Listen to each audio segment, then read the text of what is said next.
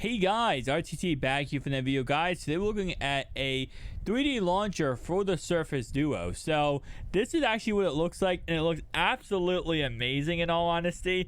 Now, this is quite an interesting launcher. The reason why is because, of course, it is going to go ahead and be, I don't want to say futuristic, but it's just something I've never seen before on a launcher. So at the very bottom, we of course have our three applications, which can be whatever you want it to be. For me right here, it is, I don't even know what this is. Oh, this is a, okay, it looks like that's a voice recorder. We got a call, and we got Google Chrome. We got flash right in the right hand side here. We of course do have right here, which is going to be our contacts. Okay, oh, actually no, not contacts, it's actually our number. This is how you call people. This is actually how you call people in this. Like, look at that. That's absolutely cool. That is cool. Anyway, does it have a, wait, what is that?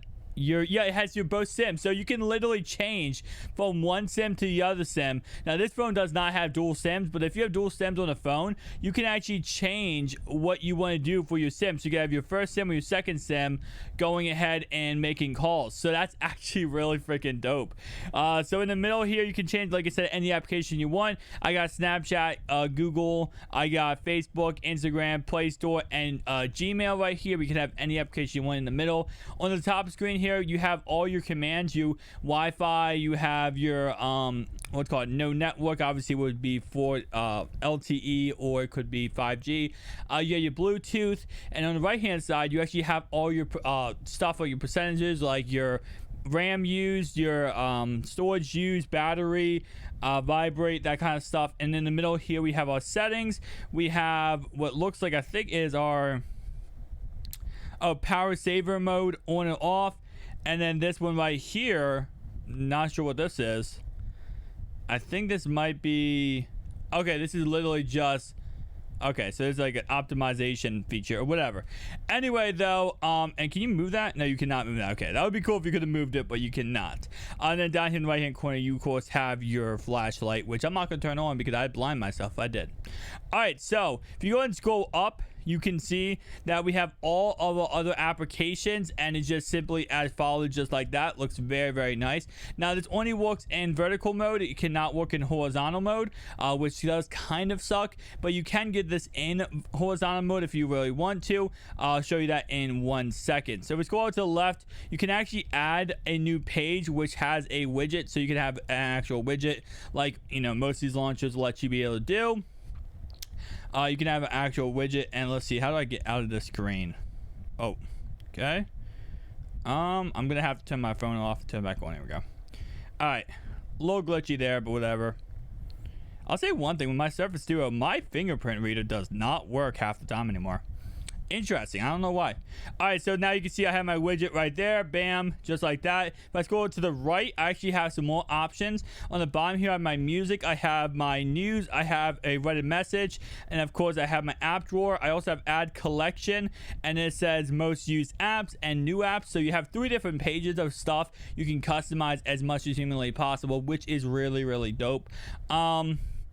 Nonetheless, though, let's go ahead and look at this in phone mode. So in phone mode, it's a little bit kind of congested, I will say. I'm not really a fan of this in phone mode, and whenever you touch anything, it kind of glitches out because it's so congested in phone mode. It does not look good in phone mode.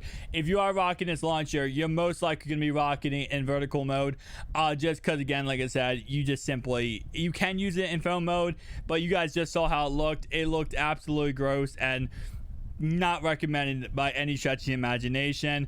It doesn't look like you can add, or you can add stuff to the home screen, but it's not like other launchers.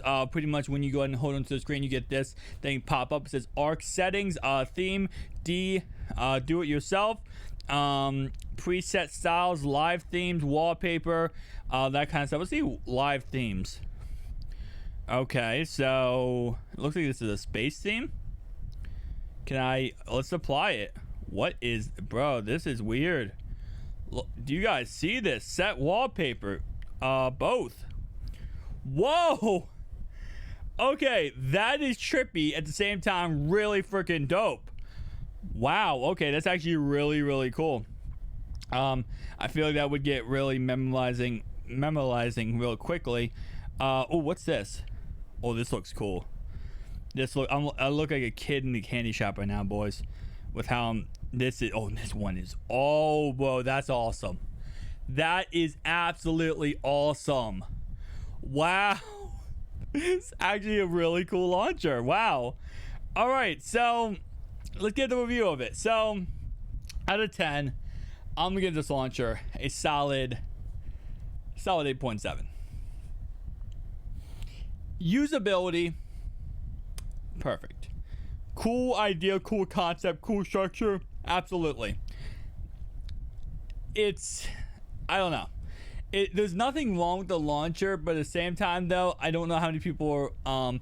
The fact you can't use it in horizontal, like tablet mode, like this, and you also can't use it in phone mode, it takes away from the launcher, in my opinion.